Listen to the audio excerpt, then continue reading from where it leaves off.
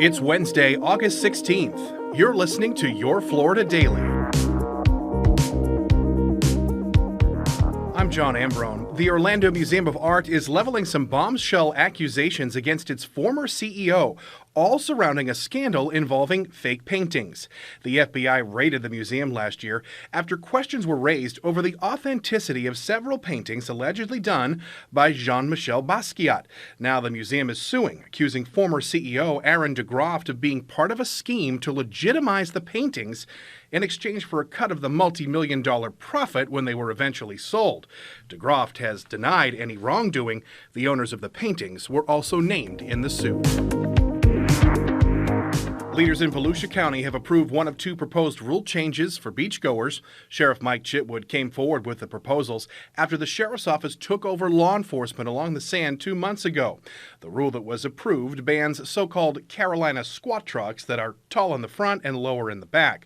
Council members, though, said they wanted to hear more from the sheriff about another proposed rule that would ban fully enclosed tents. Chitwood says people are using the tents to conceal illegal activity. And airport board members are set to vote today on a plan to install moving walkways in the brand new Terminal C at Orlando International. Airport leaders previously decided not to install the walkways during construction of the $3 billion terminal to save money, but it's led to long walks for passengers. So now the board is set to vote on installing a smaller walkway called a retrofit. They'll be in one section of the new terminal just past the TSA checkpoint.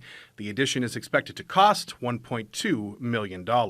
Find these top stories along with breaking news, weather, and traffic all day on clickorlando.com. Now your pinpoint forecast from meteorologist Troy Bridges. Today is an inconvenient weather day. We do not have any heat advisories currently in Central Florida, but now we transition into a severe risk of storms as early as late morning into the early afternoon hours, because every county in Central Florida is under a marginal risk of severe weather. That's a 1 on a scale between 1 and 5, but it still means we could have some of those stronger storms with strong wind up to 50 miles per hour or even greater, as well as localized flooding and lightning. The coverage of rain up to 70% today, so a higher coverage than yesterday, and a high temperature of 95. So still heating up, but not quite as hot because we're going to have an earlier start to the rain. You can see by noon some showers and thunder showers trying to move into Marion County, certainly by 2. Marion County, also Sumter County, beginning to see some of those heavier downpours as we see the clashes of the sea breezes. The West Coast sea breeze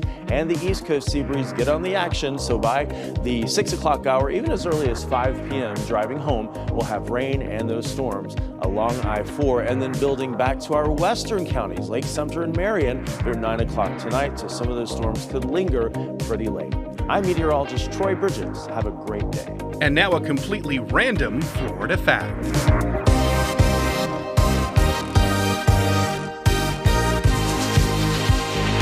The town of Eatonville in Orange County was officially incorporated 136 years ago this week. It was one of the first all-black towns incorporated in the U.S.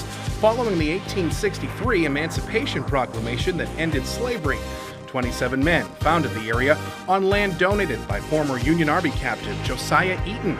Today, the town has a population of over 2,000 people.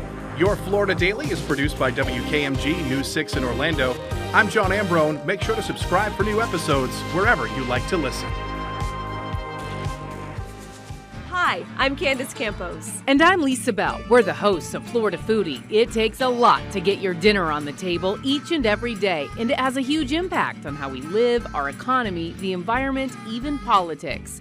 On Florida Foodie, we are talking with the chefs, farmers, CEOs, and small business owners who make their living feeding you, as well as the activists and community leaders working to ensure no one goes hungry. Join us every other Tuesday as we serve up some food for thought about what you eat.